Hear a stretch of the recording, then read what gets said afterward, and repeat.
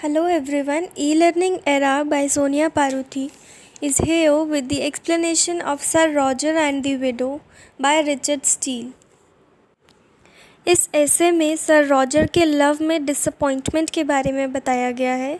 Sir Roger यह कहकर ऐसे शुरू करते हैं कि विडो ने उनके साथ गलत व्यवहार किया।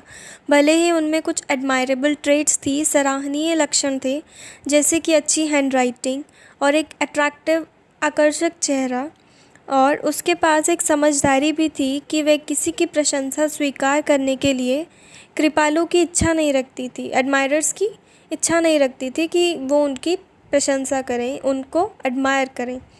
हालांकि वो जहाँ भी जाती थी वहाँ उसको बहुत सारे प्रशंसक मिल जाते थे उसकी अच्छाई करने के लिए, बढ़ाई करने के लिए। वह उनमें से किसी को पक्षपात नहीं दिखाना चाहती थी।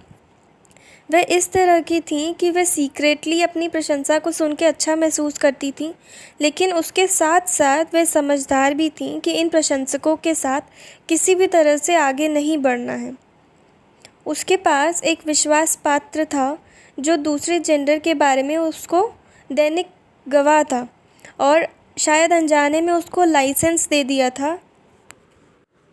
खुद को श्रेय देने के लिए सर रॉजर ने कहा कि विडो ने अपने विश्वास पात्र का उल्लेख किया है कि चारों ओर सभी ब्रूट्स में से सर रॉजर सबसे मानवीय थे, ह्यूमेन थे, और इससे सर रॉजर होपफुल फील करने लगे थे, आशान्वित फील करने लगे थे, और इसलिए अपने कोच घोड़ों और रेट्यून्यू को फैलाया और विडो को अपना पता बताने के लिए आगे बढ़े।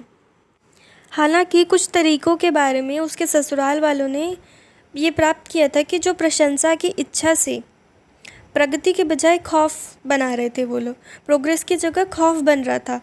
हालांकि उसका रिफाइनमेंट और टेस्ट ऐसा था कि कोई भी उसे पाने के लिए किसी भी ठोस तरीके से सिर उठाने की हिम्मत नहीं करेगा।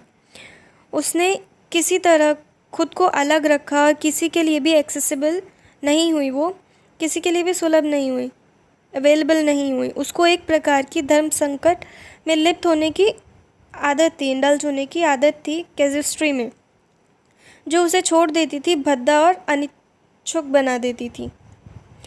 वह इसे एक तरह की बर्बरता कहता है। सर रॉजर जो हैं वो इसको एक बर्बैरिटी मानते हैं, जो कि विडो करती थी मैन को अपने से दूर रखने के लिए।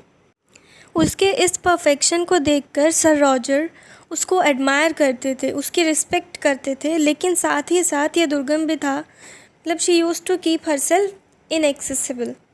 एट द एंड यह स्टील के डिस्क्रिप्शन को क्रेडिट जाता है कि उन्होंने इस एसे को एक ह्यूमरस टच दिया है।